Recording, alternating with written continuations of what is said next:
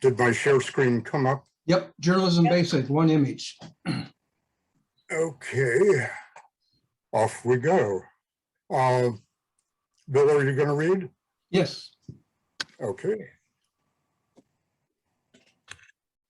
journalism basic, one image. Oh, I got to switch back. You have the arrow.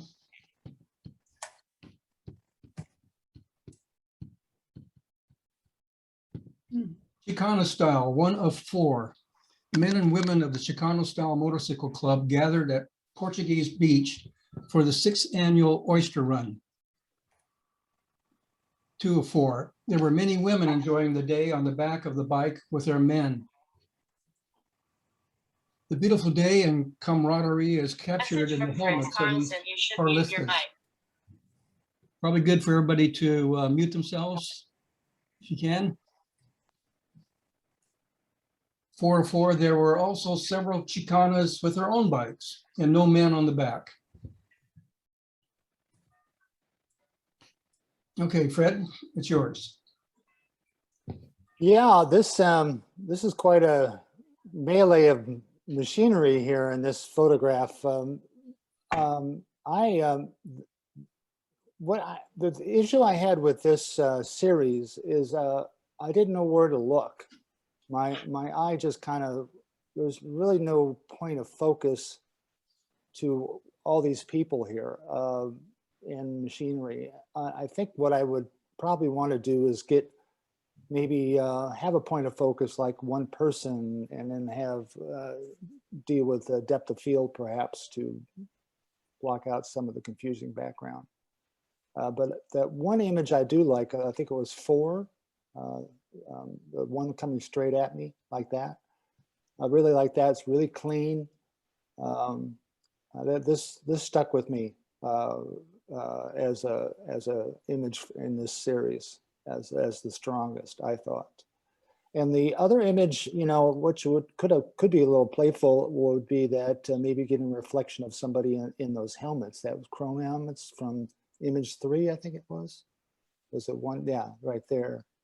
I would have played around with that a little bit. I think, but maybe the photographer tried to do that too. So, so I think all in all, I just think point of focus was an issue here with this series. I probably would have slowed down my shutter speed and got a little motion blur just to show a little motion in this series because they are moving and they're not parked. So, you know, get it down to 30th of a second and maybe F22 and do some panning and get some energy into this work here.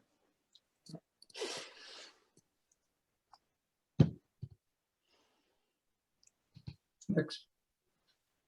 Journalism intermediate, 2 images. The horse painter, 1 of 4. Johnny Gray Nelson is a gypsy vanner, a breed developed by the Romani people to pull their caravans from farm to farm. Johnny would not let his new owner or anyone else ride him. His trainer noticed that he loved to hold on to sticks, so she gave him a paintbrush and some paint. Johnny paints and sells his art at his barn studio in Petaluma, California. His trainer paints backgrounds and Johnny adds his expressive strokes, often choosing his own colors. After a few more normal horse tricks, Johnny takes a bow. Well, you know, being in photojournalism for 45 years, I've never saw a horse do a painting before, so I was really intrigued by this piece of work. It's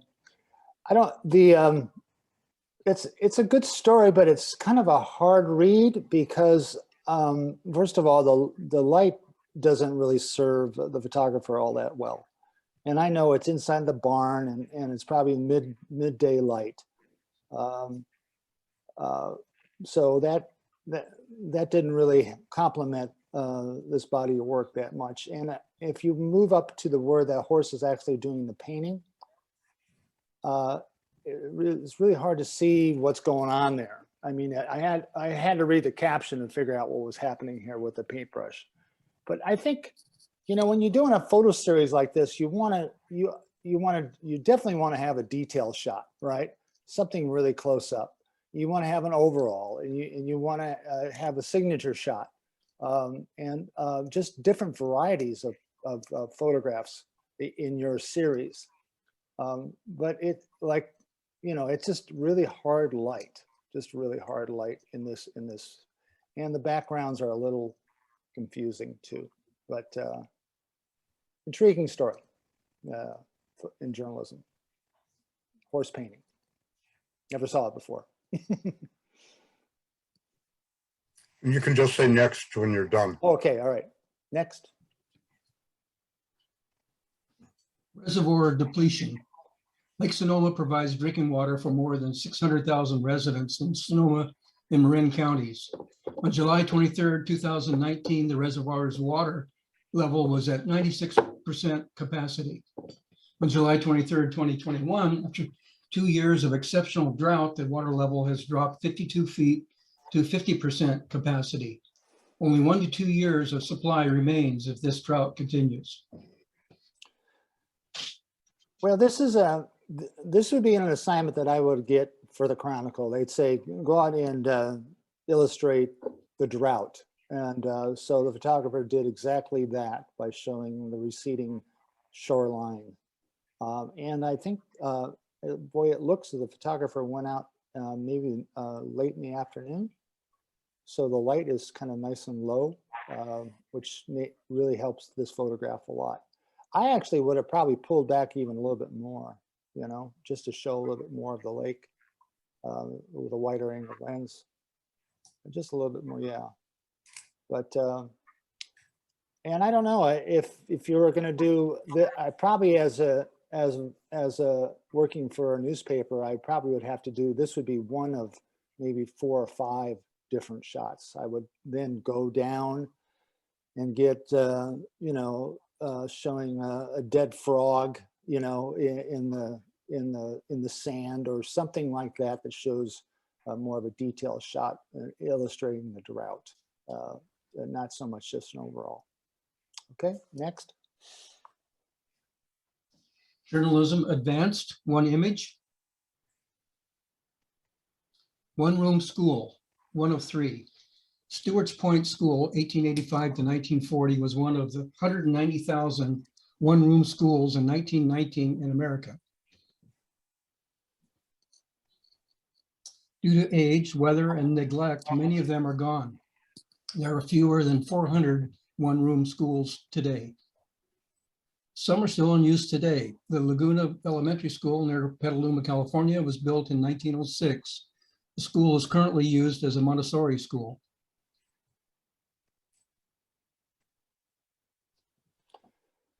Yeah, I mean, I love the black and white. It makes it look old and decrepit, and I like the photographer that turned it to black and white. It's kind of a medium shot of the building. You also, you know, when you're taking, you don't want to, when you're telling a story in photographs, you don't want to say the same story twice, right? Because you basically, when you're in journalism, you're fighting for space in the paper. That's gold. So if you're going to take up space in a newspaper, you want to make sure that it says 2 different things. So I probably would have done an overall shot of this from this angle, and I would have moved in and maybe gone and peeked in that window. I don't know what's in there, but I would want to see what was in there.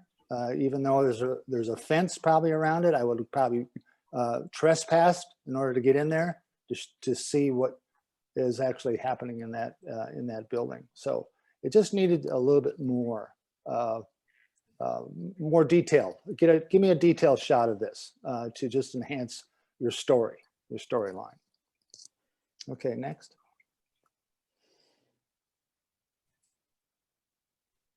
Journalism masters, 4 images. The area between Mount Larson and Susanville, California, has become a fire corridor. This shot was taken about a month before the Dixie Fire. Very graphic, really shows the devastation of a forest fire. I like the fact that it's black and white too. It just, it's well printed. I don't know if I would burn down the background, the sky at all. I think it probably would blow out, but it's a nice single image illustrating a forest fire from the past. I don't know what other thing I would do with this. Maybe once again, I would probably, if I want to do a series of this, I would move up closer and get something a little bit, shows a little bit more of a fire situation. Okay, next. Carlos Rivas left, challenges Vladimir Rivkin for the ball with Henry Trioni in pursuit. Governor's Cup, Santa Rosa, California, August 15th, 2021. Well, this image just jumps off the page for me. It's you got it all going on. You know, first of all, if you're gonna do sports, you got to have a ball in there. The photographer obviously got lucky and to have that ball in there because it's a really fast moving. And Bob probably shot this with a very fast shutter speed. I probably would have shot this at maybe 8,000th of a second just to stop action.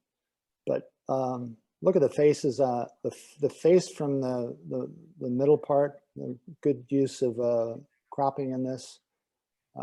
This is a wow. This picture is a wow. So I really like this shot. So kudos to the photographer whoever took this. Next. On August 12th, 2021, at the Tillamook County Fair, Oregon, people were having fun with few masks and no social distancing despite extremely high rates of COVID infections there and new CDC guidelines. Man, look at these great faces in this image. It's so much fun. I mean, look at this, the young lad right in the first car there. I would just like to focus in on him. that sells this photograph. I love carnivals, and I like it because they move, and there's a lot of moving parts. And I probably would have slowed down the shutter speed and probably try to pan with this image just to show some motion. That's what you want to do. If something's moving, you don't want to play it safe by just stopping the image. You want to show a little action and with blur action. But the facial expressions are great. Composition is fine. My eye goes right to the first car there. It's got that kind of rule of thirds kind of angle to it.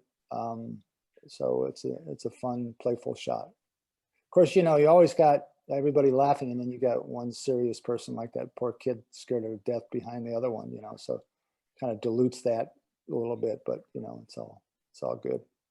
All right, next. Ghost Bike, rest in peace. Mark Osborne's ride ended on May 13th, 2021, caused by a drunk driver. Yeah, this is something I would probably take if I had to illustrate something that happened from the past. It's a good detailed shot of something happened. So a little center focused. I don't know whether I would maybe move my angle a little bit more to the left, perhaps to get my eye moving in this image, but it's just kind of that way. There's not much more to say about that, but it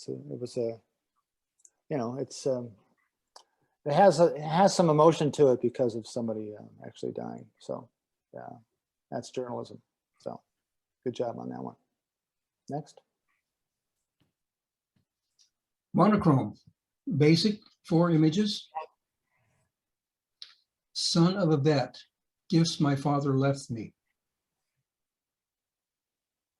Well, it's very graphic. I looked at this photograph and I go, wow, you know, I don't know whether I would crop it differently or burn down the left because the highlights are a little bit strong on the left-hand side just to even it out. But I mean, kudos to the photographer to see this, right? And say, okay, that's a shot because of all that. But I think maybe the black on the right, I don't know. This is just my own thing. I think I would crop in a little bit tighter perhaps, because it weighs heavy on the left. So it kind of, I would probably do a little bit more cropping on this and then burn down on the left side, you know, just to even out the light. Okay, next. Curious. Yeah, that's a short caption. It's a great photograph. It's black and white. I mean, it really works. And believe it or not, there's a moment here. You know, there's a moment of I guess the mother and the cub, or whatever you want to call that person. I don't know whether it's called cub or not, but with the branch. It's really nice to look at. I like looking at this photograph because it's you caught a moment, and it's well printed. And I'm glad the photographer did it in black and white. That's great. Next. Still fabulous. This fabulous of flamingos is still stunning, even without color. Yeah, I mean, I looked at this and I go, "Where's the pink? You know, where's all the color?" I mean, you do flamingos are really colorful, and you turn to black and white, and that's a challenge. This I think it's a little soft, and I'm looking at the eye of the first flamingo in the foreground, and it's just soft to me. So there's a focus issue on this particular image, and some necks are cut off and stuff like that. So this is a difficult photograph to compose, I think, because there's a lot going on. But nice effort on the photographer. Next. Evening clearing after an afternoon thunderstorm in the High Sierra. Wow. We could sure use some thunderstorms now, couldn't we? Well, at least rain, not so much thunderstorms. I love the clouds. It's really dramatic, scenic, black and white photograph. Where this photograph loses me a little bit is the fact that it's a little heavy on the bottom because the blacks are starting to block up. In Photoshop, I would maybe open up the levels a little bit and have the trees look like trees instead of, they look too dark and too black. So I don't mind the blackness of the clouds, but I would open up the foreground to show more of the trees and the lake. Okay, and that. Okay, next. Monochrome intermediate, 6 images. Open spaces, camel thorn tree, Facilia areoloba in the savanna near the Etosha Pan with a herd of wildebeest in the far distance. Etosha National Park, Namibia. Where's the lion? I want the lion. You're going to have a lion in there, you know? Very graphic, great tree, very simple. You kind of want something in the left of the foreground a little bit. It's very, very simple photograph, well printed. Once again, I would open up the blacks a little bit on the foliage of the tree. As far as the wildlife behind the tree, it's really kind of hard to see. They could be shrubs for all I know. I don't know unless I read the caption. So, okay, next. Cache only. I like this photograph because it's so graphic, and the fact that the photographer moved in and said, instead of like the cash register, okay, you first of all, you don't see cash register right away, but you see all these great buttons and the designs, and the fact that it's a black and white photograph, it makes it look kind of vintage in a sense. I like the detail shots of this image. I think the photographer did really well with this one. Next. Central Park, 9:30 p.m. So looks like the photographer probably was on a tripod and slowed down the shutter speed to maybe 30 seconds or something to get some flare. That's great. I'm glad the photographer did that, but it is lacking a little bit of a human element. Somebody's sitting on a bench or walking, or that would have made this a little bit stronger of an image if you had a heartbeat to this photograph. It leaves me a little cold in a sense, but it's, once again, it's very graphic, monochromatic, yes. That's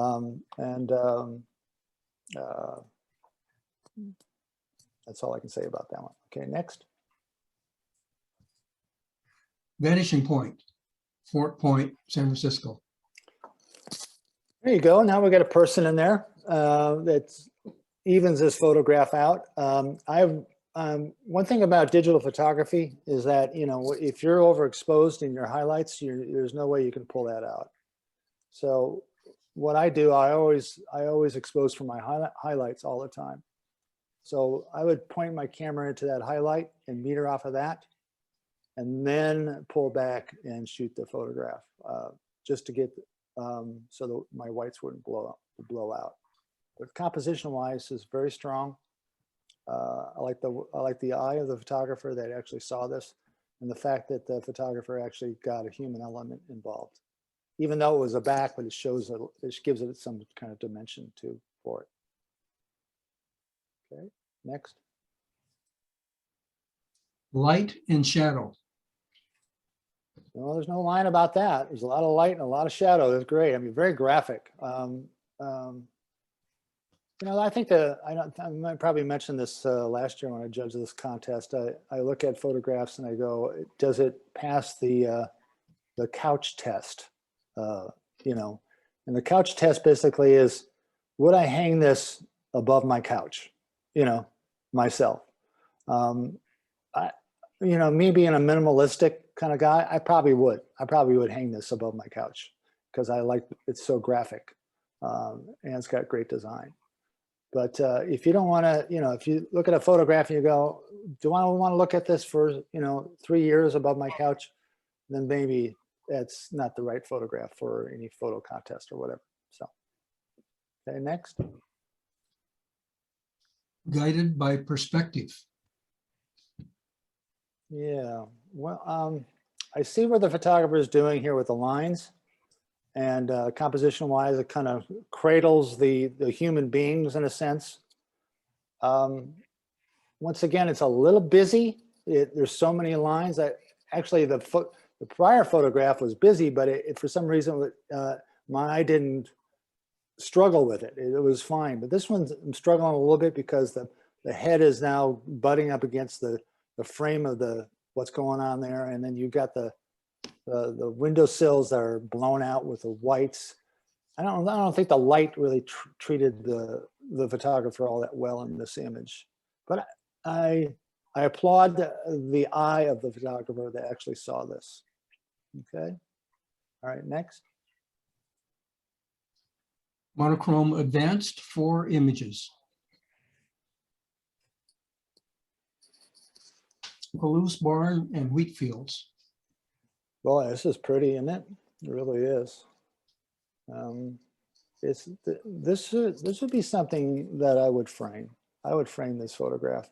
It just has a nice feeling to it. I almost can feel the wind of the prairie or the land in this image. It's a little heavy on the left with the barn right there and open space on the right. I don't know what's further to the left. Probably more of the barn, but the texture of the I don't know what that's just the grass, I guess, high grass, really makes this photograph sing. It's a shame we didn't get any puffy white clouds in the background, but that's okay. Next time. Next. Feather Light. Yeah, this is a very avant-garde image. I kind of like stuff like this. I mean, being a photojournalist, I never had the opportunity to be an artist of this regard, but to play with your camera and do stuff like that, it's kind of fun. I like moving my camera around, and I like to slow down my shutter speed and not shoot everything at f8 and be there kind of. I like to get my camera off autofocus and do manual focus a lot. So I like my camera to be my paintbrush, and I think that's what this photographer did with this image. It's very, very artful. Next. Face to face with a mountain. I didn't know Ansel Adams was still alive, but this is really a pretty photograph. I mean, gosh, it's just glaciers of snow and black and white, and this screams black and white, and it's sharp as a tack, which I like. Maybe shot at f22 or f32, but I would have opened up the blacks just a little bit. It's just you don't want to be too. I know this is black and white, but you don't want it to be to the point where it's so black. Right, so I would open up maybe the trees on the mountain cliff there a little bit, but strong image and very sharp and well done. Okay, next. It's the little things. Well, there's this guy has got to be careful. Yeah, if he's focusing on that seaweed right there, and then a wave comes up, he's going to have a bath. But I like the fact that this says something. It says if there's a photographer actually taking a photograph of the sea, and then it shows also the waves. I like the fact that the photographer saw that this could be an image. So it's very telling in that regard. This looks like Baker's Beach, I think. I don't know. Looks like it. I'm not too sure. Okay, next. Monochrome Masters, 8 images. A view from Bandon Beach, Oregon. Beautiful. Slow shutter speed, slowed everything down, burned down the sky, and my eye goes right to, your eye always goes to the lightest part of the photograph, all right? So you got to be careful that if it's the light part of the photograph, it has goodies to it, and this image does, all right? I mean, first of all, the rock there, the foreground of the rock is sharp, and then, of course, the photographer with a slow shutter speed probably cleaned up the sand and made it. This photograph is alive. I feel like this image is alive. All right, but well done here. Okay. Next. Together, stronger.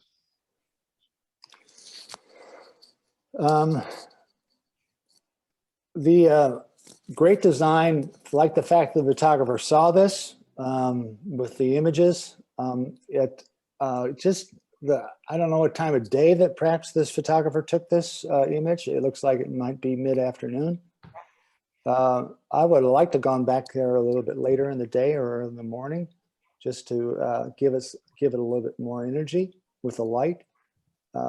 That's the only thing about this image I think that loses me. It's just maybe just a little bit too gray, and the light's not really treating this image all that great. Okay, next. The Lignite Church, located about 20 miles from the North Dakota-Canada border, is probably the most photogenic structure in the state. Lovely picture. I mean, I like the fact that the way the photographer cropped this photograph. The rule of thirds is prominent.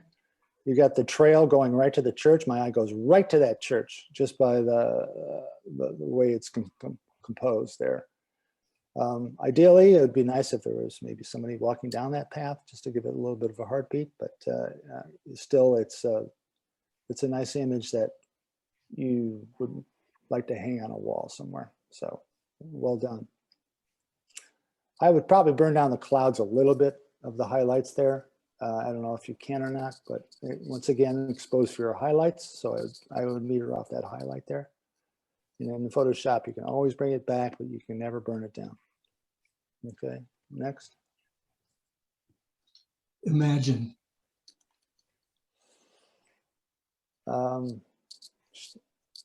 This image to me is just something in photojournalism. I mean, this is a photojournalism classic image that works.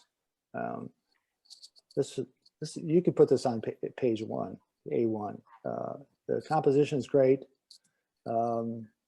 My eye goes right to this the man's face, and of course the other gentleman kind of caresses that face. A lot going on here with the black and white, with the tattoos, and I really like this image a lot. So kudos to the photographer on this one. Next. Looking up from the Prudential Center, Boston. It looks like maybe a fisheye lens, perhaps. Yeah.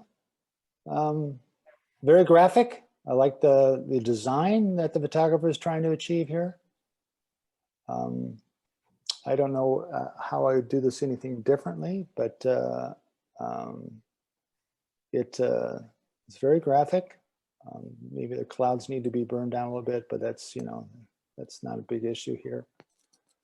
In the center there, I think I probably would have waited a little bit to have something happen in that middle of that center there, a plane or a bird or something going through that void space there in the center that might have helped this image a little bit more. Okay, all right, next.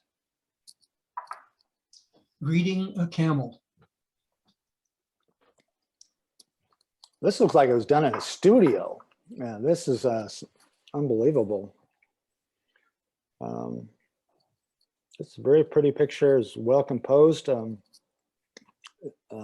This looks like a fashion shoot. You know, obviously, I don't know where exactly the photographer took this, but if I saw this, I would take the same photograph. So it's very simple. I like the fact the photographer it just made it really simple. It's easy to look at. It's not confusing at all. And the camel's looking at the woman's looking at the camel, and it's all good in the world. Okay. And, you know, the fact that, I don't know, I like to talk to the photographer and say, okay, did you pose this? Or is this just something that just kind of happened and you captured it? But either way, it works. Okay. Even if the photographer said, I want you to take the skirt and fan the skirt while you touch the bridle of the camel. But it's a nice, really nice image. I like this. Next. Patience. Patience to get a fish, or patience for the photographer to get the bird. One of those. I love these white egret birds. They're just so graphic. Very simple. Great use of rule of thirds here, reflection wise. I don't know, it seemed like it was a little bit more of a sepia tone kind of look. I don't know if the photographer was trying to achieve that. I mean, with this image, these birds are so white. I don't know whether I would play with that or not. But well done, just well done. Just made it nice and simple, and very kudos to the very patient photographer to get this. Next. Togetherness. Folsom State Fair 2016. Folsom Street Fair? Sorry, I said state, I meant street. Yeah, Sorry. yeah, Folsom, yeah. Well, I've been to that street fair, and it's wild. It's crazy. It kind of looks like this, you know, to tell you the truth. It's it's a great place to take photograph of what going on here. Very arty. I obviously a photographer did this with an art tool of sorts to get this image, but this is quite a, this would be called as kind of like an art illustration of that, you know, if you wanted to illustrate the Folsom Street Fair. I like it. It's kind of fun, different. Okay, next. Okay. Take a 5 to 10 minute break.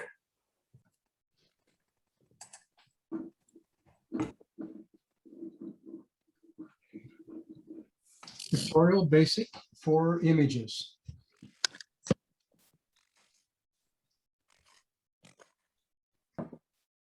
And, oops, I got to switch 1 moment.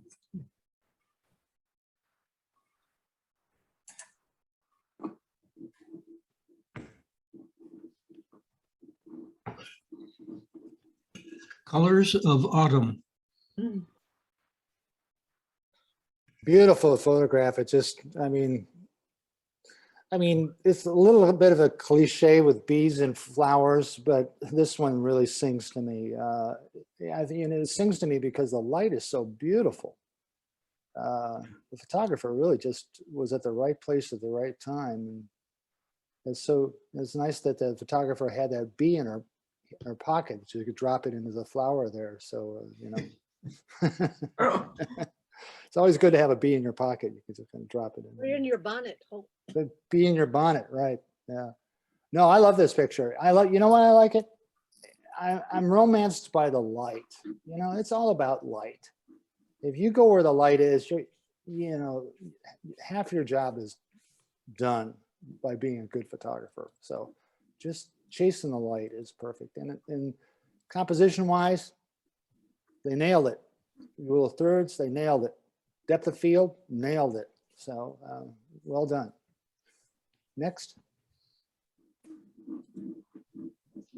Concha de Boches, the ball field. Ichigualasto, Argentina. Boy, you guys do travel. You know, I can barely make it to Oakland. You know, you know, and that's an overseas trip for me. Argentina, I couldn't even point to it on a map. This is like right out of Star Wars, right? Crazy photograph. It's interesting to look at. I don't think I would be there, obviously, in the middle of the afternoon or whenever that was. The light is kind of flat to me. It would have been a little more interesting if you had a little bit more of a sunset on this image, but it's an interesting photograph to look at because I've never seen anything like this before, so unless I go to Argentina. Next. There's that bee again. Palestini, defender of the paper sanctuary. This is an insect I never want to meet. You know, it's pretty. Lots of good color in this photograph. Taken with maybe a macro. I don't know. Maybe it has to be a long lens. I wouldn't get close to that insect if I could. You know, but it's just interesting to look at because I've never seen a bee up that close or a bee that looks like that. You know, so interesting photograph. Next. Classic Monterey cypress, Cuparessus macroparpa, Carmel, California. Very pretty. I see the photographer did a little vignetting for this photograph. I don't know if that was done on purpose, but it doesn't hurt it at all, I think, on the bottom. All right, thank you.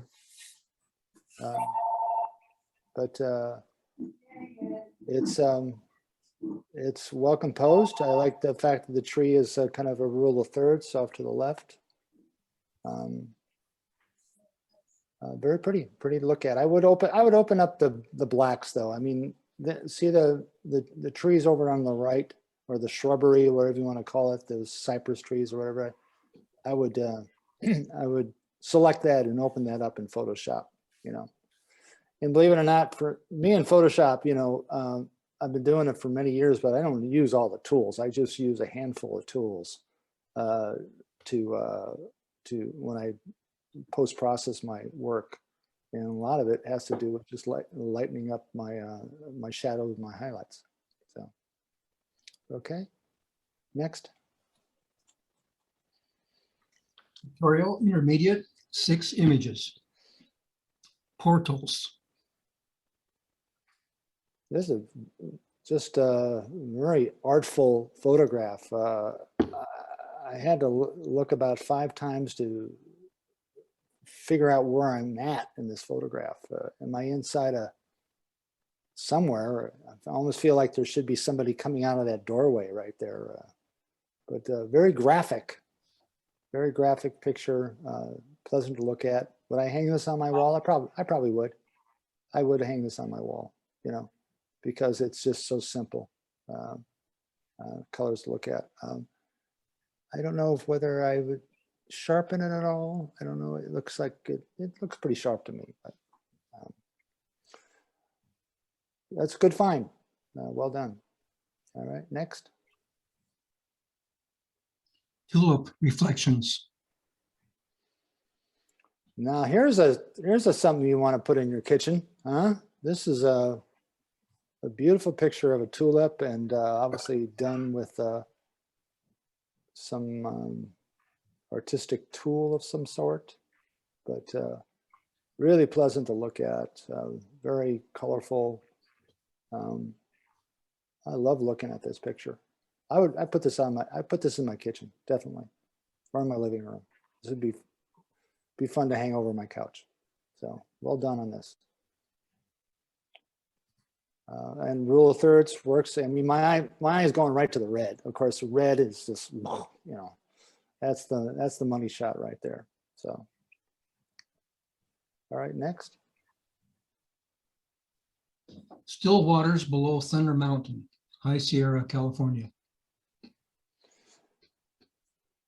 Yeah, the photographer opened up the blacks here in this. What I really like, you can see the separation in the reflection. So kudos to the photographer to do that, you know.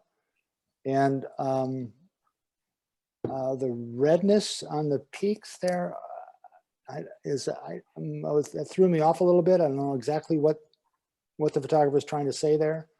If it was that is really at sunset, where there's like a canyon there. This is in High Sierras, but it's really pretty to look at. I don't know if I would, if the photographer did add that orange in there. I don't think it was necessary, you know, because it's such a pretty image. But maybe it was there. I don't know. Looks like it's kind of volcanic rock or something coming out of it. Sometimes it's best to not overproduce an image, you know. Especially if you got something image like this that always sings by itself, is it could really keep it simple. But that's just my style. That's all. Anyway, next. Vines quietly taking control. Yeah, this kind of looks like this could be anywhere, really. It could be Europe. It could be even San Francisco. I like the fact that the photographer chased the light on this one. Obviously, she found the good light and took a photograph, and it's pleasant to look at. And I like the angles of the buildings on the top of the image, and the shadows. It all works there. Yeah, it's a nice image to look at. I don't know whether I would straighten that out a little bit. This is just me talking, but I probably would go into Photoshop and straighten up the lines a little bit to just make it more so it doesn't like look so wide angle-ish. By closing down on me, I'd open it up a little bit in a crop if I could. All right. Next image. Rust in peace. Yeah, this is the gate, I think, that everybody comes and touches when they jog in the morning. It's kind of cool. I like this. In fact, the photographer saw that little nugget, little lock, you know. I mean, everybody goes to the bridge and gets the bridge, and they don't think about what's around the bridge. And the fact the photographer found this lock. I wonder if there was anything written on it. Sometimes people write initials and stuff on locks. This they do in Paris. But well composed, nice rule of thirds. My eye goes right to the lock and the tower. Depth of field works for me. Probably shot with a longer lens, which is cool. I like that. Maybe a telephoto, which is my hunch. Well done. Next. Welcomed visitor. Oh, I saw a monarch butterfly today. I was really surprised. Just one, just flying by me. I haven't seen one of those in a long time. This is a really pretty picture. I mean, look at the colors in this. I mean, you look at this image, you go, nature's no accident. This is just a gorgeous photograph. And you know what? I've photographed butterflies before. It's not easy. They do move. And kudos to the photographer to grab this as it's on this plant here. Great use, depth of field, obviously shot with a long lens, well composed. It's something you would hang on your wall. Really nice shot. Next. Pictorial advanced, 6 images. Wizard's hat, Bandon Beach, Oregon.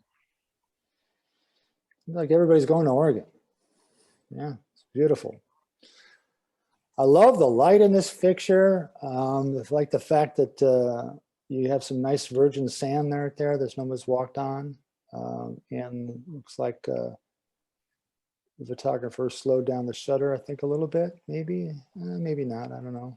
But man, talk about going where the light is. This, obviously, the photographer nailed it in that regard, and it shows. It just shows. It makes this photograph really strong because of the light. So well done. And the blacks are not all blocked up. Rocks look like rocks. Nothing's really phony about this photograph. It looks really naturally beautiful. Okay, next. Please give me room to grow.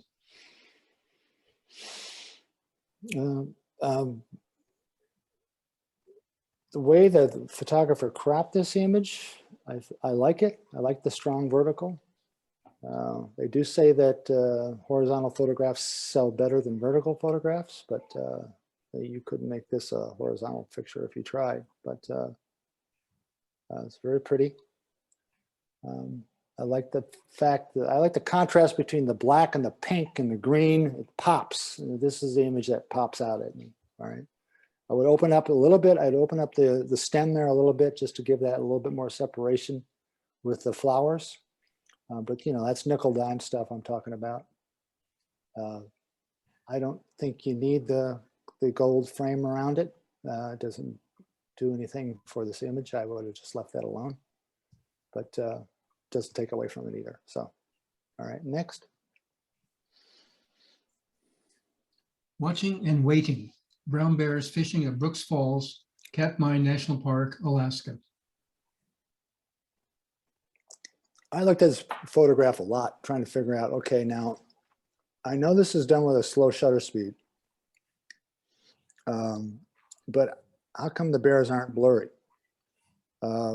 So I don't know whether this is the bears are put here in this image, or right? I mean, it looks so natural in a sense, but I would like perhaps to talk with a photographer and find out how they did this because of the flow of the water. I mean, that image, unless it was done with a filter of sorts, the water which nowadays you can do that, I guess. But it's a great image to look at. It really is. So, all right, next. Where water still flows. Once again, slow shutter speed. I don't know. I probably would have. I would have loosened up the crop a little bit. It's cropped a little bit too tight. I want to give it a little bit more breathing room up on the top to let it breathe. Once again, the slow shutter speed kind of gives it this kind of milky kind of waterfall. Very pretty. You know, I like the fact that photographers think about, okay, let's slow down the shutter speed here and let's do something different, you know. This photograph is kind of a cliche, it's overdone because, you know, you want to do something with a waterfall to make it kind of look steamy and flowy, but this photographer obviously picked a really good spot to do this. All right, next.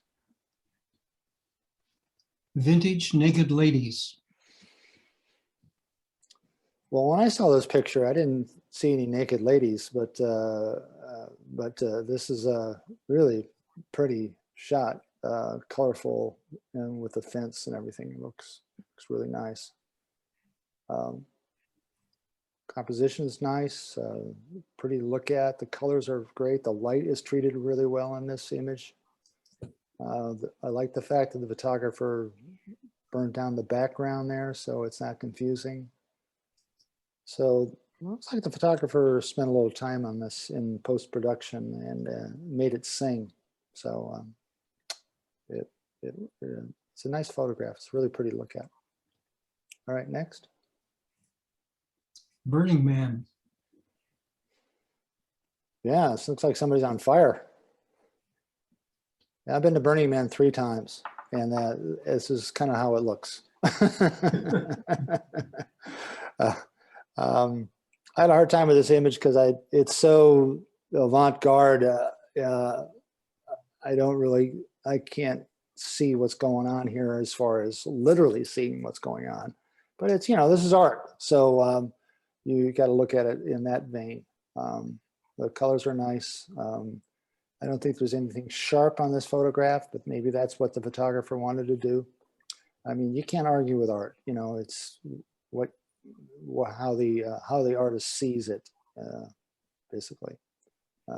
Another conversation I would like to have is, you know, what they saw in this picture and what was their process in their brain when they actually made this image. Okay, next. Pictorial Masters, 6 images. School during time of COVID-19. Yeah.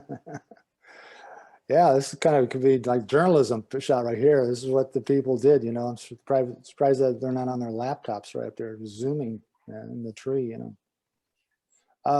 Pretty picture. Love the tree. Once again, the light is kind of mid-afternoon light is the time when photographers probably should stay indoors and not take pictures, but I like the fact that this photographer caught something with people in it climbing a tree that has a lot of life to it. Okay. All right. Next photograph. In South Carolina, these areas are called boneyards. Their size and configuration change after every major hurricane. Yeah, this is a very graphic sunset or sunrise photograph. I don't know which one it is, but the photographer found the right spot. You know, it's the big tree is center focused, but I don't mind it because other trees to the left really balance it out. And it's very simple to look at. The sky is beautiful, pleasant image to frame in your house. Okay. Next image. That was great. No, not again. Lots of color in this image. right?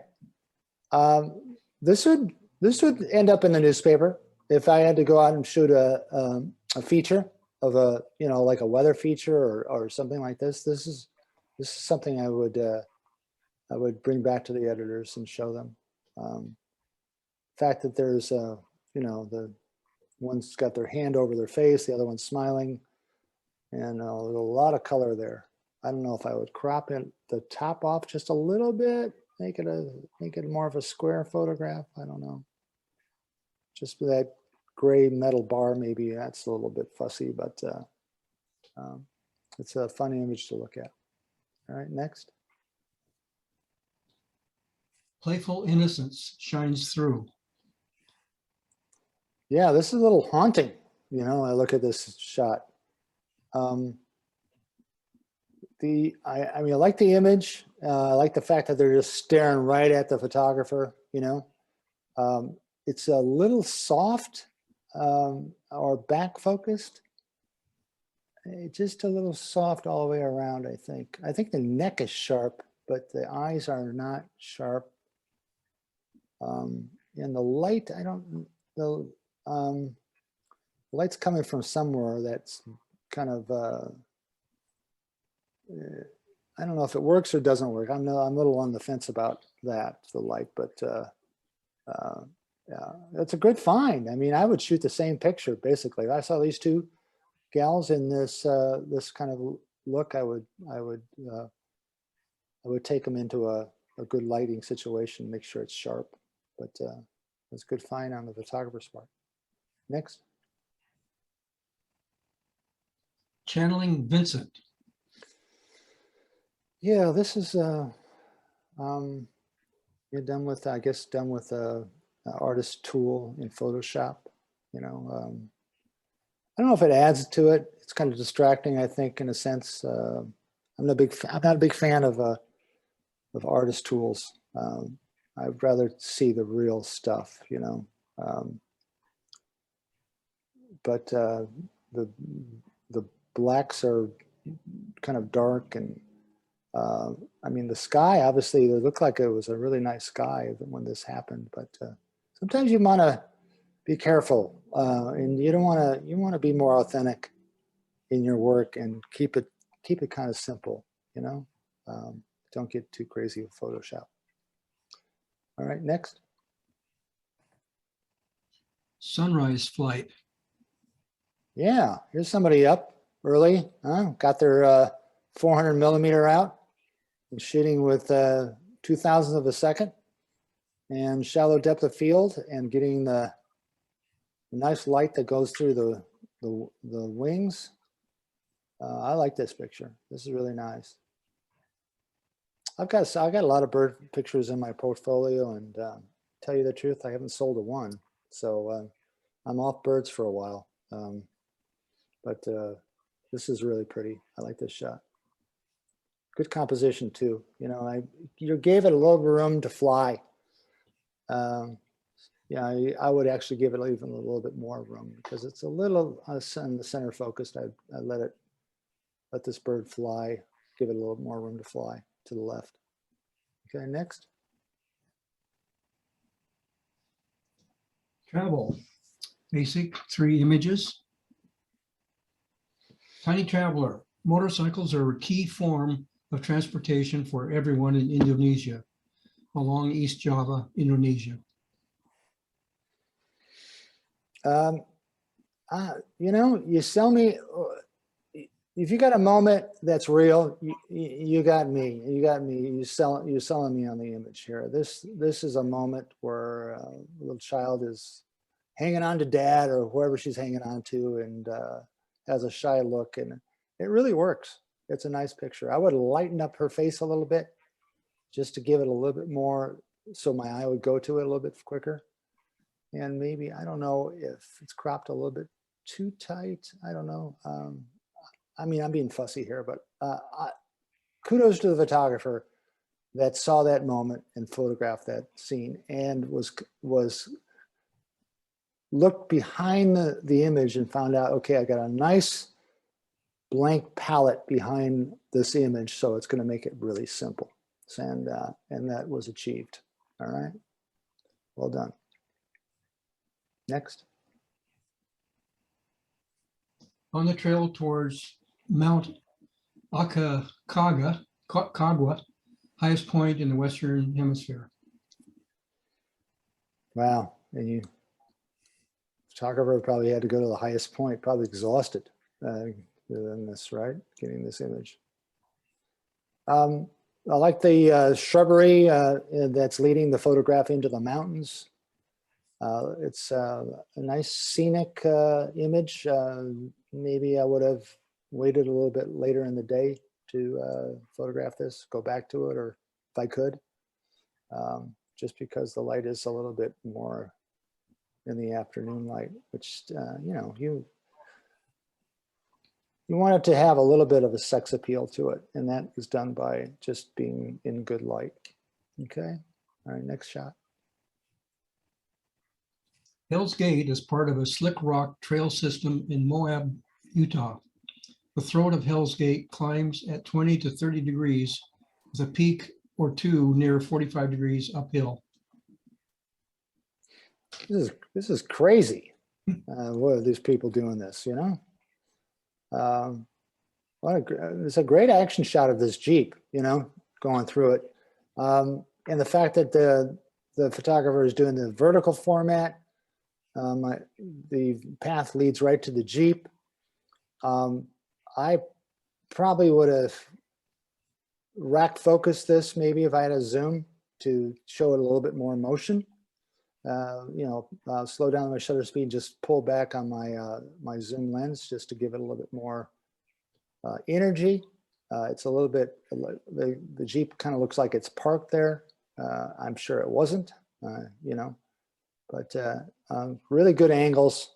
And you got the mountains going this way, it's everything's lined up. So wild picture. Next. Travel intermediate, 3 images. A cyclist on the iconic Brooklyn Bridge, a historic landmark and critical artery between Brooklyn and Manhattan. Well, kudos to the photographer not to shoot everything sort of straight. Like we all just don't look this way all the time. It's kind of nice to maybe, you know, you kind of look that way, you know. And so the fact that the photographer kind of cocked their camera to the left and got some motion blur as it's coming by. So I like this image just because of that composition and the fact that the photographer thought a little bit outside the box by doing something a little bit different. Okay, next. Pandemic influenced staycations have many exploring close to home. This photographer discovered the Muir Beach overlook. It's a great pathway. It's but it just wants a human being in there, something in that I'm going down this pathway and I'm looking for something that I can, my eye to go to. And if there was a couple walking away from me or somebody walking up to the path, I would have probably waited for somebody to walk down that path and got that image and made it a little bit stronger. And looks like you could have waited a little bit longer because it looks like the sun is just about going down, I think, by the looks of it, the highlight on the right. But it needs a human being or a duck or anything, just a bird on the rail or something that to make this photograph a little bit stronger. Okay, next. Ready for another day's travel in the Altai Mountains of Western Mongolia. Boy, you guys travel. Jeez, my God. Huh? That's really pretty. Really, I wonder if the photographer had to get on that camel and get in there to get that, you know?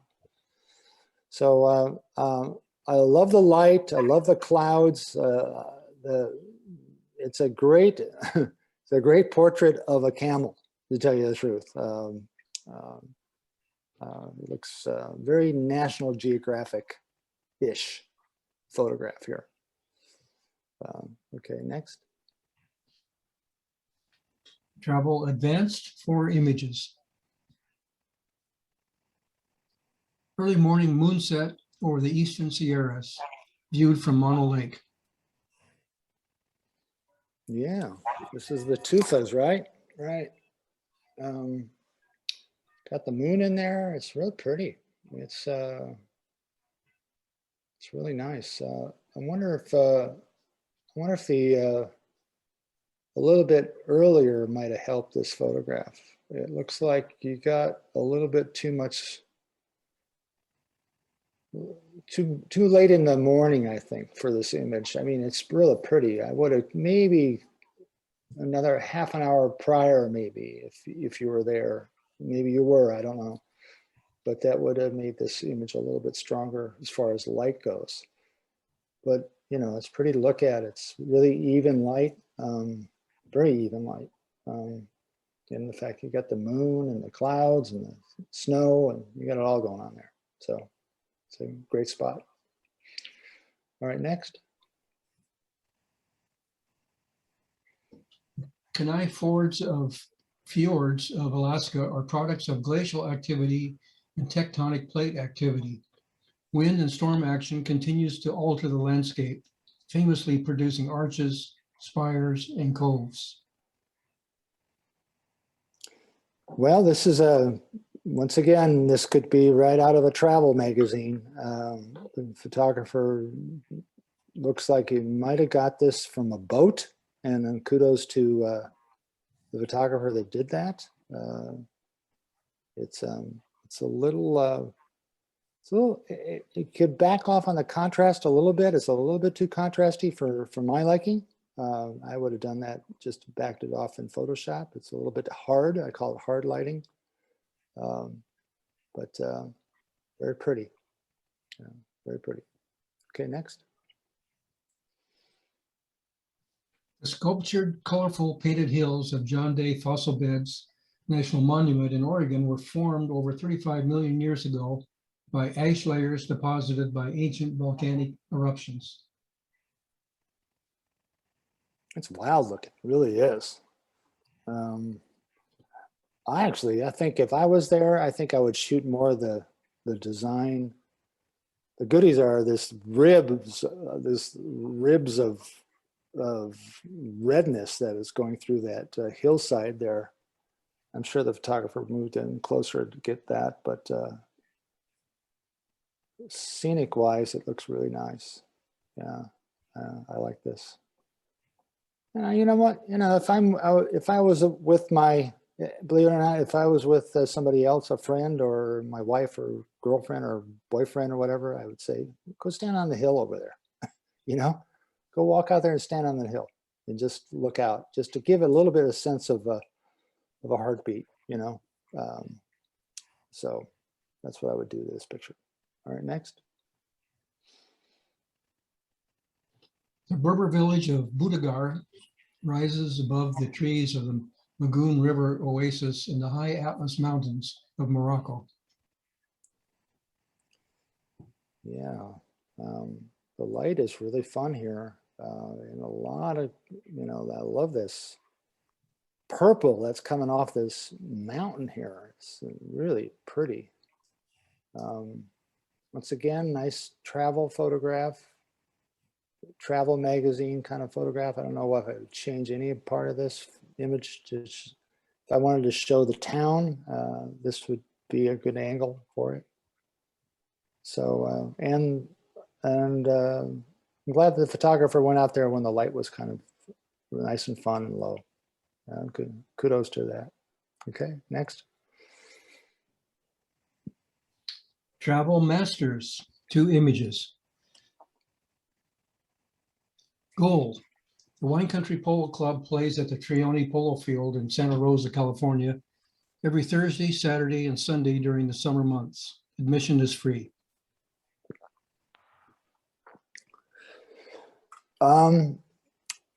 Yeah, you know, I was spoiled by that other picture that I saw earlier, and then when I saw this one, it kind of diluted it. You know, that picture of the previous picture I saw in the journalism section of the faces and stuff. So I kind of would like to see more of the writer's face in a sense. We've got, I don't know, there's a lot of stuff going on in the background there. I see cars parking, people standing around. It loses a little impact when you got stuff like that, you know. Just needed something a little bit more. It needed, actually, you know what it needed? It needed more interaction with another polo player of sorts, just to make it stronger. Okay, next. As a photographer, I was drawn to both what is similar and what was different between the people waiting for the bus at Pusat Teka Central Market in Little India, Singapore. Man, this picture has got a lot of color. I looked at this, and, you know, and there's so many people in here. But it doesn't. There's so much to look at. I'm not really confused by it. This is what somebody's just waiting for a train or a bus or whatever. But and no one's really looking at the photographer. It's kind of like you're invisible. The only objection I would have to this, it needed to de-hue. It's got a little bit too much hue to it. And you can do that in Photoshop by just decreasing the hue because it's just too vivid. You know, it doesn't seem real to me. Yeah, if you could just lay off the hue a little bit, I think it would be a stronger photograph. But I like this picture. I did. I mean, it's something I think I would hang on my wall just because it's fun to look at with all the colors. And it's real. I mean, you got a person over there yawning. You got another person on the phone. Somebody's looking at the directory. It's if you look at enough at this picture, it's got a lot of goodies to it. Okay. All right, next. We have 3 images in non-competitive, just for commentary. Men in Love. I love the way this picture is printed. You know, it's got, there was a photographer that I worked with, Gary Fong. He's retired now, but I was just, you know, when I was starting out, I was what, 25, 26 years old in the darkroom. I would go in there and watch him print. He would do all this magical stuff, burning and dodging and all that. And he'd burn down the backgrounds. And this looks like a kind of like a Gary Fong print. This is a photographer I admired for all my life, actually. So I love the way this is printed, and I love the moment. It has a nice moment to it. It's not staged in any way. Just a nice portrait of these 2 men, you know, engaging in interaction. So well done. Next. Sequence of 4, Manzanar Dig. Volunteers work on recovering Manzanar's children's village. 101 Japanese children were housed in the orphanage from 1942 to 1945. Official digs are scheduled 4 times a year. First, a visual survey of the site is compared to historical photos. Next, a 50 by 50 grid is laid out. Then the work of clearing brush and 75 years of dirt accumulation. Some trees have grown where barracks stood and will be cut and hauled away. The stumps are left to rot and will be removed later. Rangers and volunteers work to clear the land. Many volunteers are former Manzanar prisoners or their descendants. They come to help tell the story and to right the wrong that was done to so many innocent people.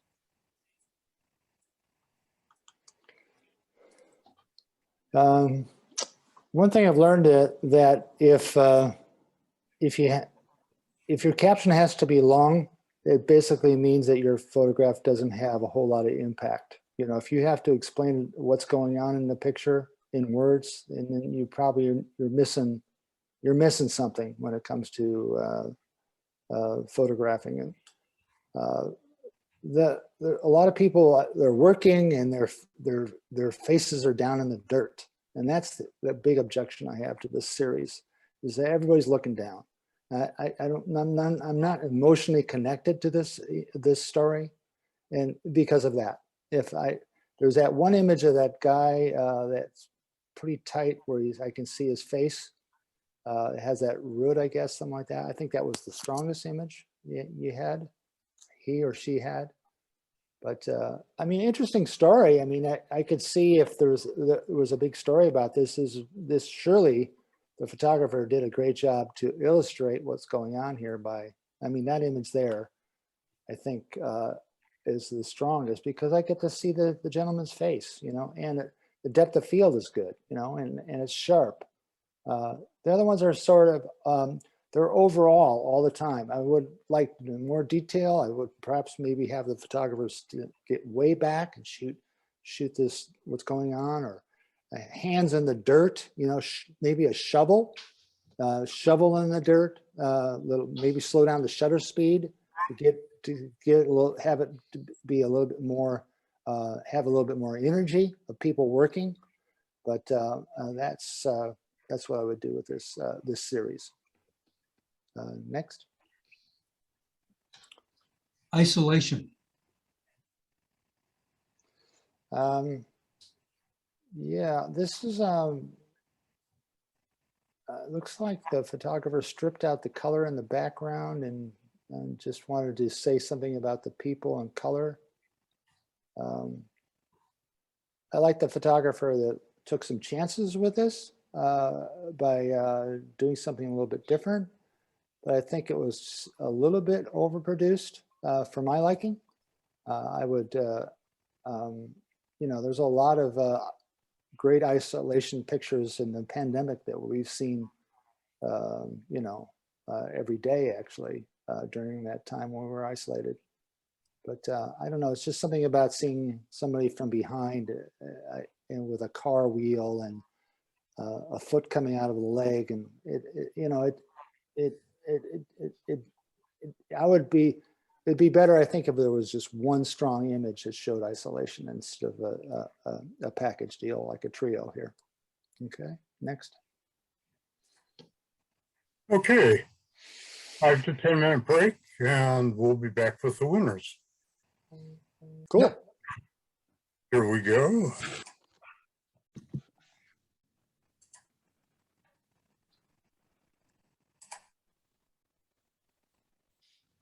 And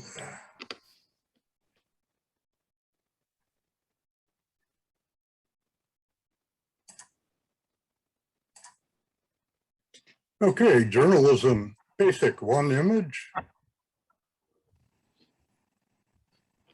Honorable mention to Mark. Yeah, hi.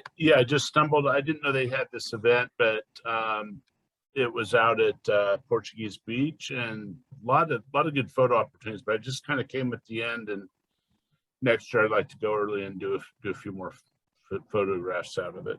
So Yeah, go to Sturgis. that'd be fun. Yeah. Yeah, make sure you're triple vaccinated. Yeah, right. Exactly. No, this image here I like the best of yours right here. That stood out. Okay. Journalism intermediate, 2 images. Honorable mention, Ellen. Yes, well, I found out this was happening on a Saturday at any rate. I had like 10 minutes to get myself in the car and get down there because I wanted to catch this horse painting. And I did. So it was an experience. And it's a paint horse, right? Oh yeah. The horse Yeah. is a paint. Yeah, right. Oh, I like that one. Congratulations. Thank you. Honorable mention, Greg.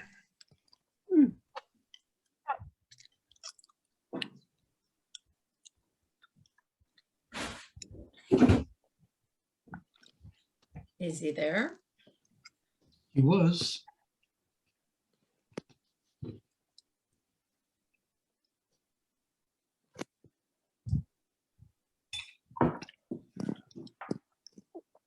Congratulations to Greg.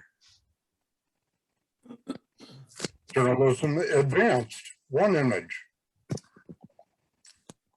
Honorable mention to Gary.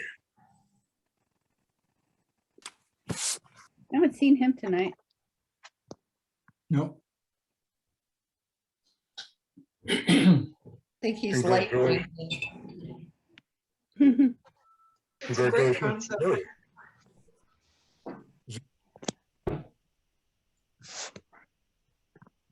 Journalism Masters, 2 images. Honorable mention, Anne. Oh, Oh, are you still here, Anne? I'm here. I was on mute, so. Yeah, I pass by this bike every day on my way to the pool and it just struck me and I stopped one day and grabbed this shot and since my son was run over by a drunk driver and seriously injured, he's okay now. It kind of moved me, so that's why I took the picture. So thank you. Thank you.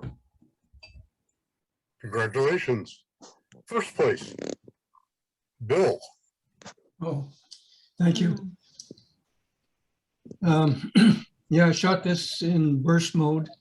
So I have about a dozen of these images, as some without the ball and some with the ball. And obviously picked the ones with the ball in the image, but lighting was good. It's with a very long lens, equivalent to 800 millimeter. Wow. Nice. Hey, Bill, do they call it a ball or do they call it something else?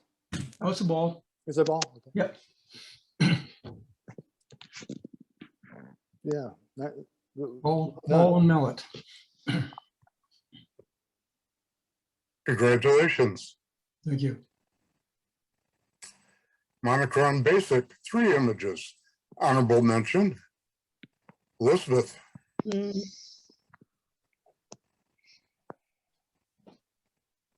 Thank you. This is up at Safari West, and it just reminds me that I need to go back. They have such a great aviary, so thank you. Field trip. Field trip, yes. Congratulations. Second place, Laura. Well, mine was at Safari West also. Yeah, I saw the little lemur looking up at its mother and just thought, I saw the expression and everything. I thought they were a lot of fun. So thank you. Nice. Congratulations. First place, Fritz. Nice. Well, this is our favorite lake up in the High Sierra. And I agree. I fiddled with the darkness in the foreground. And it was dark, so you really couldn't see it when I was there. So I kind of left it like it looked like. But I share the idea that it should have been a little bit lighter just to make it a better photo. So It's a quick fix. yeah, I know. It's beautiful. I love I've ripples got in a the mask water. already. You guys work with the history brush at all? In Uh, Photoshop? I do, only when I make a mistake. No, the history brush has changed my life. I use it all the time. What does it mean? You can actually say you want to lighten up those trees there. Well, you lighten them up, and then you can go back in history and then just paint in those trees without the sky at all. Oh, It's just really simple. It's a history brush, and you can do a lot of stuff with that and change your images to really pop. You're not is there changing. like a YouTube tutorial? Yeah, that'll do it. I do everything on YouTube. I can't, what would we do without YouTube tutorials? It does it on YouTube. Great. Chrome Intermediate, 4 images. Honorable mention, Sherry. Ah, thank you. That was taken walking around, and it really caught my eye. The all the different patterns and the diagonals in particular. Thank you. And I'm a minimalist, so it appealed to me. You and I will get along great. You went out my office. Yeah. Congratulations. Thank you. Third place. Ronnie. Thank you. I would have liked to have had somebody in this shot, but there wasn't anybody. And I have to say one thing. We were in the park till 10:30 at night, and we were told by a policeman that nothing ever happens there. Nobody's worried about getting their cameras stolen. Photographers feel really safe there. Wow. And I never thought I would say this about New York, but it was one of the safest places I've been in a long time. Huh. Great. So yeah, this was done on a photo walk. Ronnie, what was your shutter speed on this? I have no idea. Well, 60 seconds. 60 seconds. what is it? Oh, yeah, 50 yeah. I was going to say, we did this on bulb. This was on bulb. So 50 seconds, huh? Yeah. 60 Yeah. seconds. Yeah. Okay. Yeah, that's why you got that flare. Yeah, that's Yep. cool. Yep. Very nice. Thank you. Well, next time get Woody Allen to run down there or something. I used to see Woody Allen all the time on the east side of the park. Sure.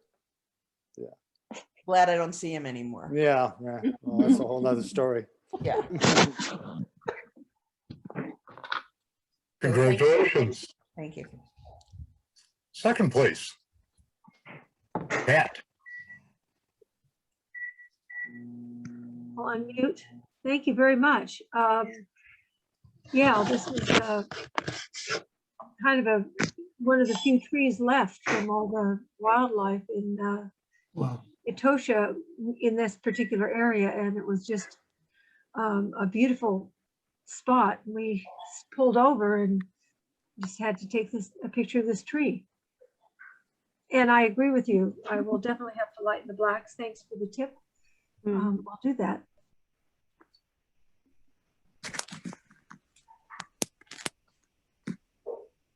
Congratulations. First place.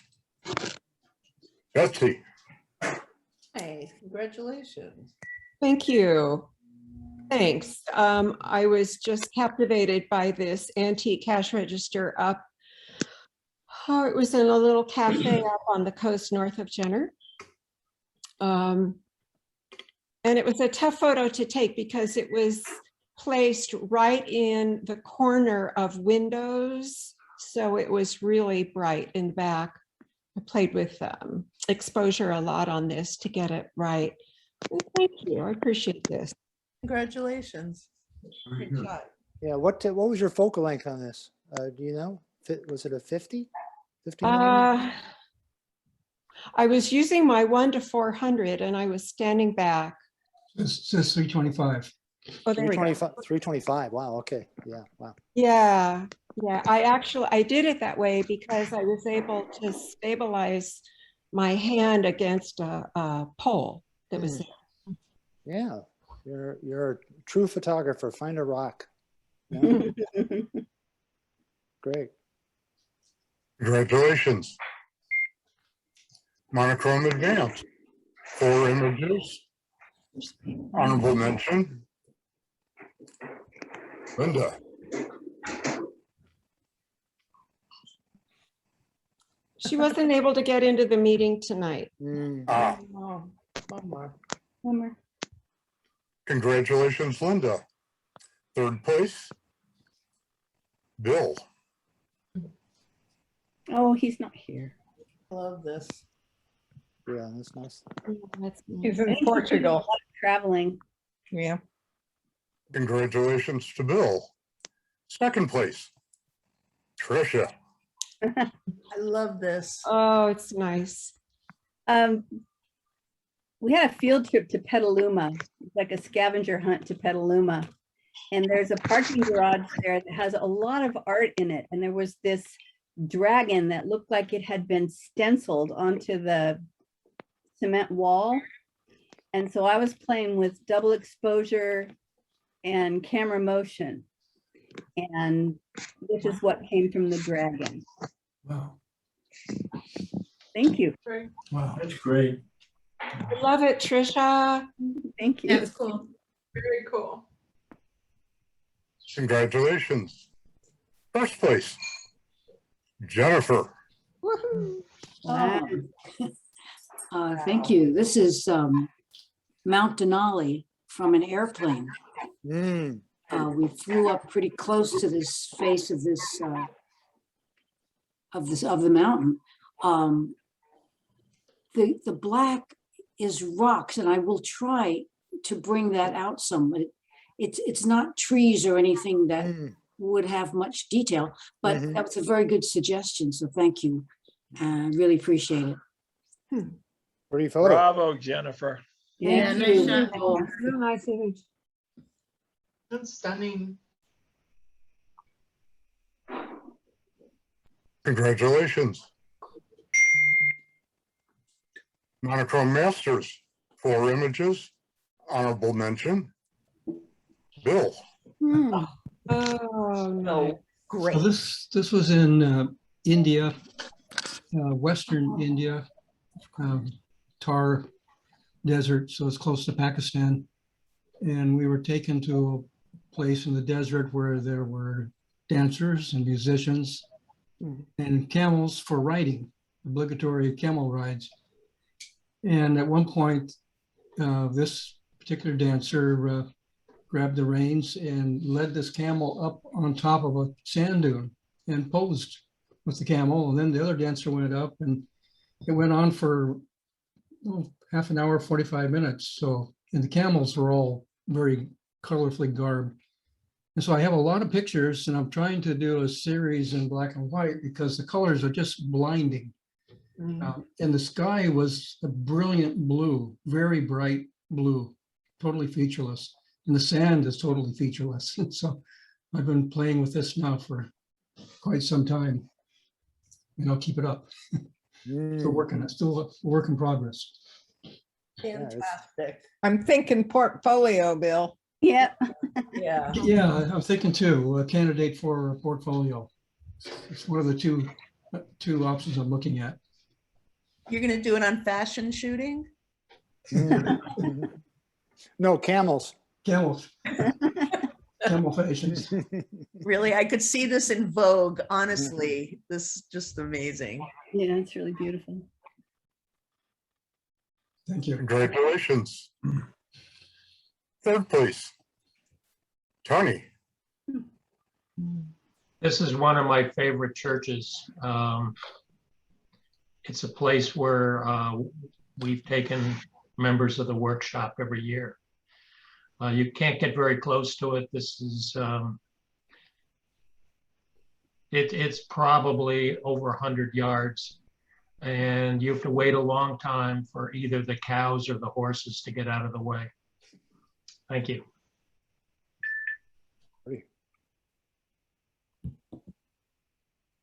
Congratulations. Second place, Michael. Oh, man. Michael, this is amazing. Fantastic. Taking it with 1 second. Oh. Cool. Beautiful. Definitely a sofa picture. I don't see him. Mike and I were up there together, and this was the weather for 2 of the days we were there, and it was just Wow. spectacular. Yeah, you inspired me to go. Right. Congratulations to Mike. First place, Nancy. I knew it was you, Nancy. Yeah. Oh, terrific. this one is so important to me. I really love this image, and I did not realize until this morning on NPR that John Lennon released this Imagine 50 years 50 ago. years ago today. Wow. Wow. And I just, imagine all the people. And this is at, in San Francisco, of course, at the Folsom Street Fair. And I just love to shoot the unexpected. And I love the juxtaposition. I loved having the foreground man out of focus, which and so much out of focus that a lot of people wouldn't care for that. And the gentleman back looking at me, which sometimes is good and sometimes considered not, just that sort of a yin yang to it for me. And this is the second time is the charm on this one, and I'm just so delighted that it was appreciated, and I thank you and everybody. Well done. Excellent image. That was wonderful. Truly fabulous. Congratulations.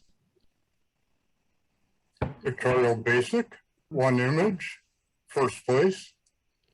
Laura. Thank you. I was at Bees and Blooms one day and was off doing all the lavender and saw these flowers. I think they're called straw flowers.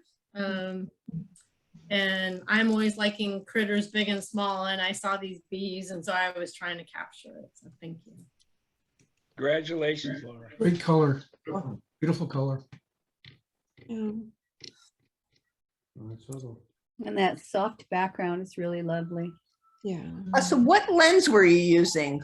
Well, I think that was before I got my macro. So I was using my 1 to 500. I was using my big lens. Yeah, so that's how you got the dreamy background. Yep. That's great. Congratulations. Pictorial Intermediate, 2 images, second place. Betsy. Thank you.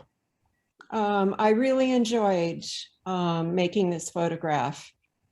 We've had precious few butterflies this year. So I grabbed my camera and ran out when I saw it fly by. Oh, wow. Great capture.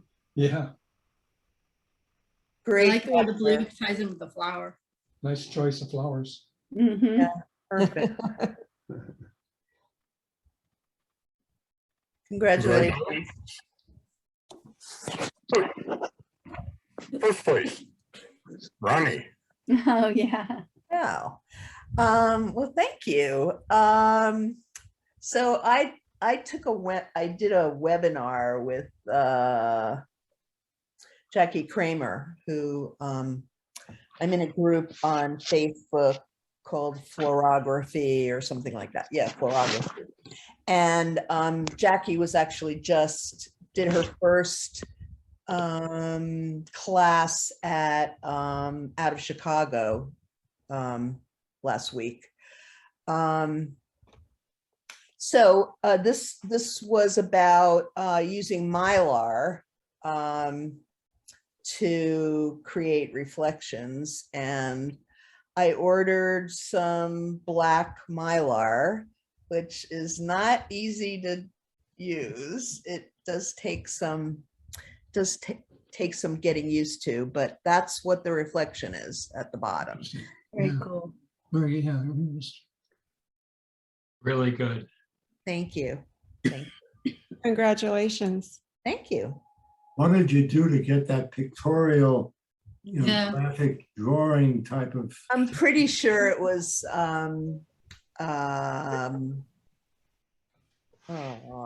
Topaz Studio. It was one of the looks in Topaz Studio.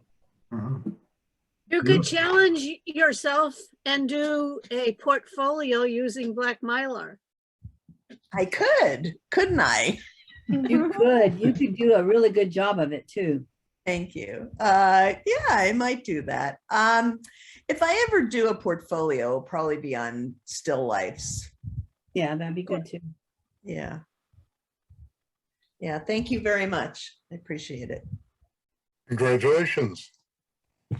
Pictorial Advanced, 4 images, honorable mention. Linda. I'll So tell Linda, her. Linda, tell Fred what the naked ladies are. Naked ladies are the name of a flower that is prolific around here, and it's called naked lady. At first, it has foliage, and when the ladies are there, they're naked. There's no foliage, so they're called naked ladies. So it's a flower that we have a lot of. I think it's belladonna something. The Latin name is belladonna something. I think it's amaryllis belladonna. It's an amaryllis, yeah. Amaryllis belladonna. They always come up when it's dry, which is so amazing. Pretty. Really cool picture. Congratulations. 3rd place, Bob. Okay, well, this was just presented to me as we see it. There was this dark building behind the flower, and the lighting was as we see it. And the only thing I really did was to add that frame. I felt that the black background on the black screen, everything was going to disappear. And I also thought the frame could help exaggerate the sense of being confined, being limited in growth. So I picked up the color of the yellow flowers for the frame, and that was it. I'm not anti-frame. Good processing. Congratulations.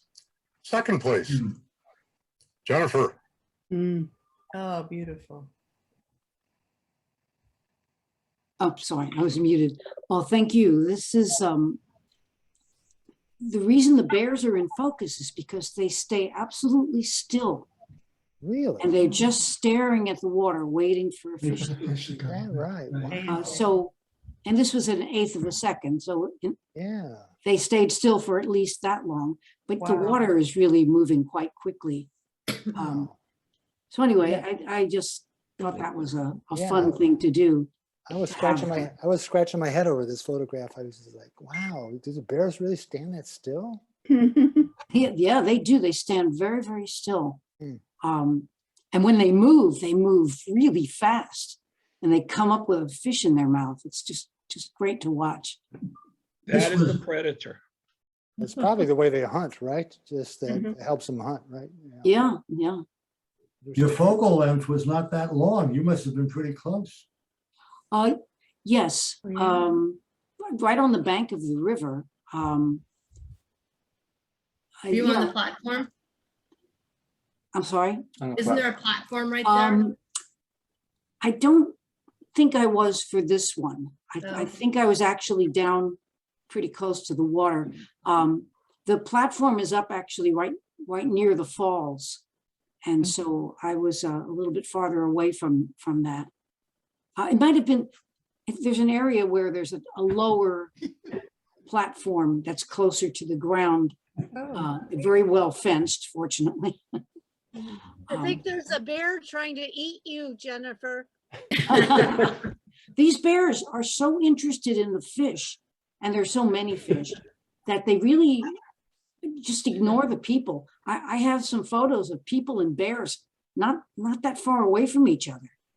They just are these grizzlies? Yes, yeah, coastal brown bears they're called, but they're a type of grizzly. They're bigger than the ones that you find inland, but they're much less aggressive. I don't think I want to test it though. No, I didn't. I do. But thank you. In your pink Cadillac. Congratulations. First place. Herb. Oh, so great. Thank you. Beautiful. And thanks to those who offered advice on processing this. This was a fortunate shot for me. We were trying to escape the bad air here and took a ride up the coast, and other people had gone to Bandon Beach. So I said, well, let's try, well, my wife actually said, let's try Bandon Beach. And the fortunate part was, I think there are like 3 days a month where the low tide corresponds with sunset. And they also have a big sand sculpture in the morning. So first day was good, but this was taken the second day when I went out there and knew a little bit more what I was doing. So thank you. Congratulations. Nice shot. Gorgeous. Thank you. Well done. Beautiful. I love the repeat of the pattern of the wizard's hat in that sand bar Uh-huh. to the lower right. Right. Yeah. Yeah, it was, you know, I was running around. I have not used this lens that much, and 16 millimeters. So I was just running around with the 16 millimeter with a little stub of a tripod on it, trying to find compositions that worked before the sun went too far down. So it was, you know, an exciting 20 minutes of running around and scrambling, trying to find things. It was not pre-planned or anything. And I also got my feet wet because you have to go through a lot of low water. So, but it was a fun shoot, and I recommend it highly. But if you can get there when the low tide corresponds with the sunset, you'll get a lot more foreground interest. Nice image. Thank you. Congratulations. Really gorgeous. Wow. Pictorial Masters, 3 images, honorable mention. Nancy. Ah, Love this. well, yes, this was underneath underneath a street light. So yeah, I knew that the light would be a problem. But I also thought it might just kind of pop and be different. And what I realized, boy, you know, some good thought. I could see that neck was more in focus, and what I should have done is blurred it. And that's what I learned. If things aren't perfectly done, make what's in focus, not in focus. This is a little hint. But I just love these gals. It's their third time out. And so fare thee well, and thanks for the fabulous input. Congratulations. Second place. Tony. This was shot down at Bull Island, which is about an hour-and-a-half drive north of Charleston. It was a trains, planes, and automobile trip to get there. I left the motel at 2:45 in the morning, and we were literally in a boat, a truck, and had to walk down a path where there were active alligators on both sides. So I was real pleased to get to an area where there was a lot of light, and this place was magical. Thank you. Really pretty. Congratulations. First place. Mike. Oh, I love this. The Bird Master. Yeah. That backlight, wow. Great light. It's amazing. Great. Congratulations, Mike. Congratulations to Mike. Travel Basic, 2 images. Second place. Laura. Thank you. I took that. I went on a Jeep tour when I was in Moab, and once you come up that section, then you get out and you're able to photograph those that are coming up behind you. So it was it's quite the adventure. Looks like it. Yeah, that was great. I love those Jeep tours. They're fantastic. Congratulations. First place, Elizabeth. Thank you. This, we were walking on a road through a jungle in the middle of East Java, and this fellow lived in the little village, and his baby used to ride on the back of his motorcycle. So we had a lovely visit. Just sweet. And I am trying to figure out how I can get back because I think I'm due for a visit. Thank you. Congratulations, Elizabeth. Congratulations. Travel intermediate, 2 images. Second place, Cat. Oh, love this. Oh, thank you very much. Yeah, we were on a hiking trek in the Altai Mountains of Western Mongolia. And, this is the picturesque camel that helped us on our adventure. It was pretty remote, but beautiful. Wow. You certainly like to go off the beaten path. Yeah, we kind of look for that. It's more interesting to go places that other people don't go. Yes. But it was not a competitive trek.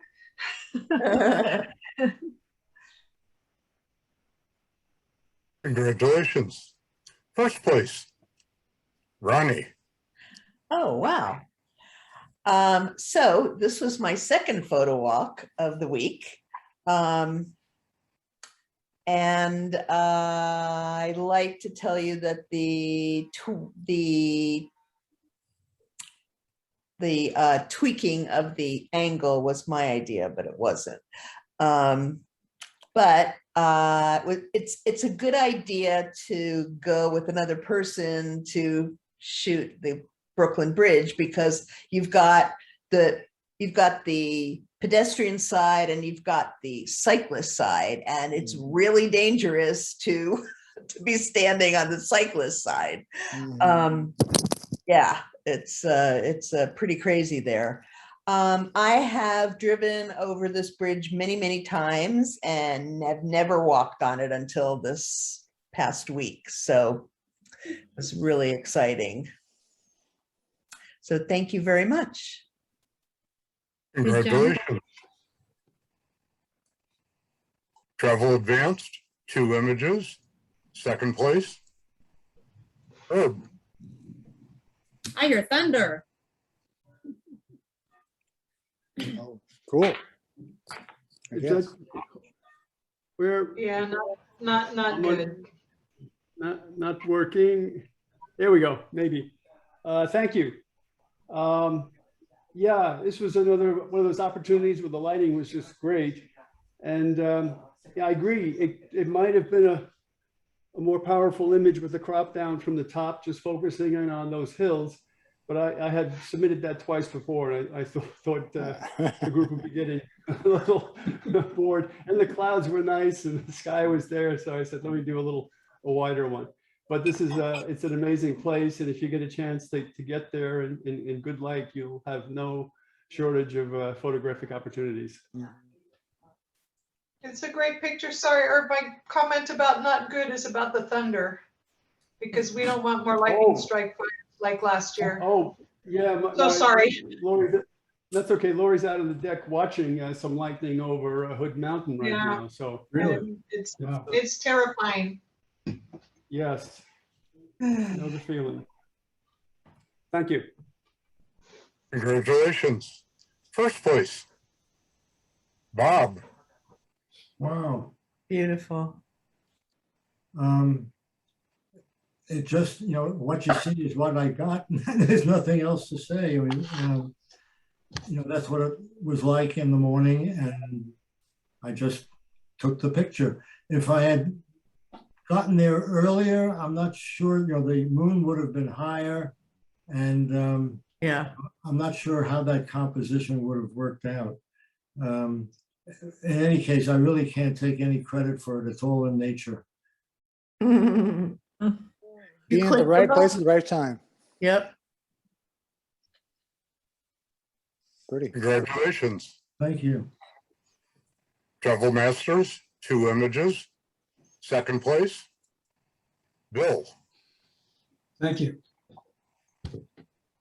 Yeah, I was trying to show the enormity of the field really with this shot. It's an interesting sport to photograph because it's so big and people are riding on horseback at a gallop. The periods of play are only 7 minutes long. So it's full gallop and the field is, I don't know, 10 football fields and they're huge. So that was what I was trying to capture with this. But I take your point about not being able to see faces, and that would probably make this shot a better shot. I was surprised how big the fields were when I went up to look to see, and then turn out what didn't happen last weekend, but I was amazed how big the field was up there. They're huge. It's a real challenge to photograph because you can't get out in the field. You have to stay back, find the moment. Thank you. Congratulations. First place, Nancy. Oh, love this. Well, I agree with you about that brightness. My goodness, well, long story about desktop, but I have to be working on a 13-inch laptop. And when you work that skinny, tall, long and skinny, I couldn't see that. My goodness, I agree. And with using Fuji, if I usually stay away from Velvia as a film sim because it goes way too much, but it was a very colorful situation. Mm-hmm. And I will say that one of the things that attracted me, and this is from across the street, so that's why they're not looking or noticing me. Mm-hmm. That like the pairs just really intrigued me. Like the two on the left looks like mother or grandmother, daughter. Their colors are similar, but they're obviously different. And then to the right, it looks like a probably Chinese, perhaps mother and daughter, similar colors, but very different. And then the next ones, it seemed so interesting to me how things were grouped. The tourists behind, kind of more Western clothes, but Asian people. And I just found it fascinating in Singapore how there's people from all over and how they all fit together. And this to me represented that. So I appreciate the feedback, and I'll watch that. I'll watch that for sure. Thank you very much for the feedback. Sure. Congratulations. Nice job. Congratulations. It's just a great study of people. Really is. And best of show this evening, Bill. Ooh, Bill. Congrats, Bill. No, Hey, Bill. thank you, thank you, thank you. Well deserved. I'm really Well really deserved. humbled and honored. Thank you very much. Great, Nice great, shot. great sports shot there, Bill. Thanks. Yeah. That would have been Sporting Green 6 columns. Congratulations, Bill. Thanks. Thanks very Yeah, much. you hit the jackpot. Yep, thank you. Took a lot of pictures this summer to get that one shot. I bet. That's great. Thank you, Fred. What a wonderful night. Thank you. Yeah, thank you, Fred. Great job. Thank you, Fred. Yeah, thanks. It's great to talk to a group of really nice people that are in my demographic.